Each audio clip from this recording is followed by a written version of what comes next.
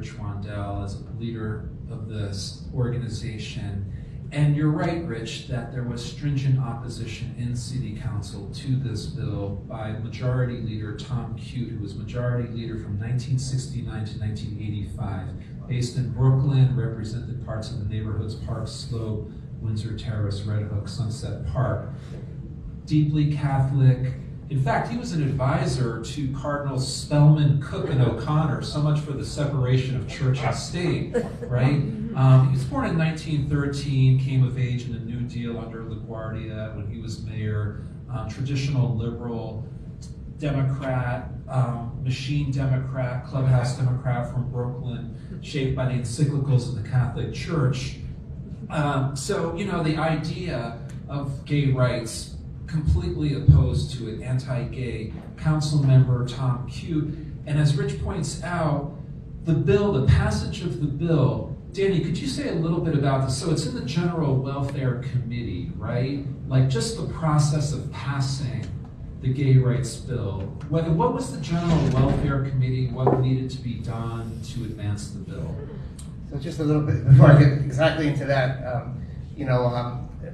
back when I was a city council member, the New York City Social Studies Teachers Association or whatever, I used to be a social studies teacher, but I was in the city council now.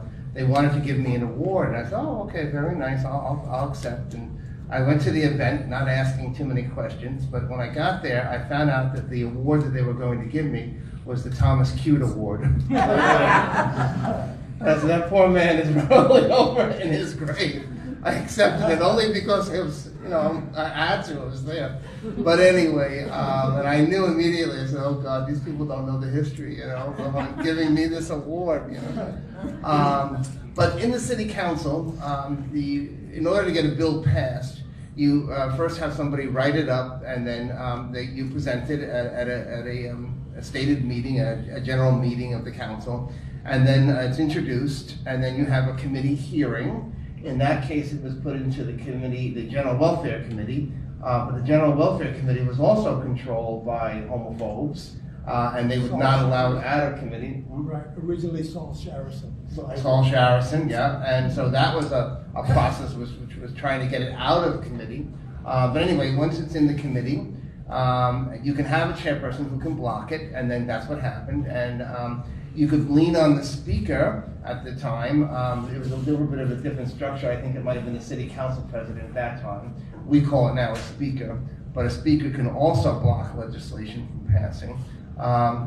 But it has to go through the committee, and then it goes, once it does get passed by the committee, then it goes to the floor for a vote. So eventually, I don't remember exactly what year, Stephen, do you remember was the first time they had a vote on it? Yeah, they had a full floor vote on the gay rights bill. The first time was in 1974. Somehow it got out of committee. And the committee members were appointed by Cute, right? So he would stack general welfare with anti-gay individuals, first Saul Sharrison, and then Aileen Ryan of the Bronx. So it seldom got out of committee during this 15 years, but it did in 1974. And so it got a full floor vote in city council, and it was defeated. Do you remember this, Rich? 22-19. Again, that's later than I'm a little bit later. At my time, yeah. we're talking about the seeming impossibility of even the committee holding a public hearing, all right, Yeah.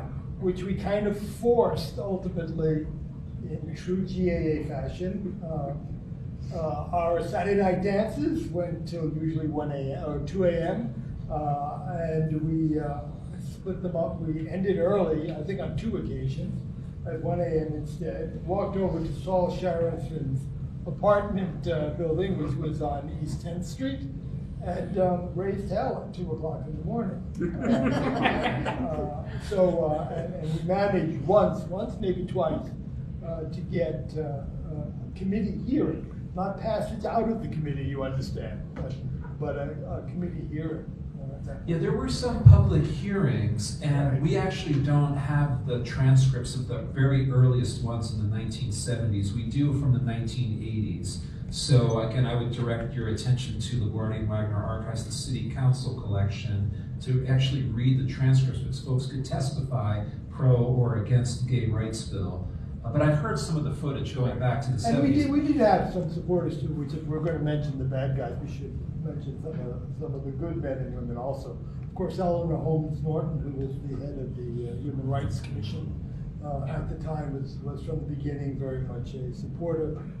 Various, especially Manhattan council people, were the Episcopal Bishop of New York, John Moore, also testified in Paul Moore, testified in favor of the Yeah. rights for all.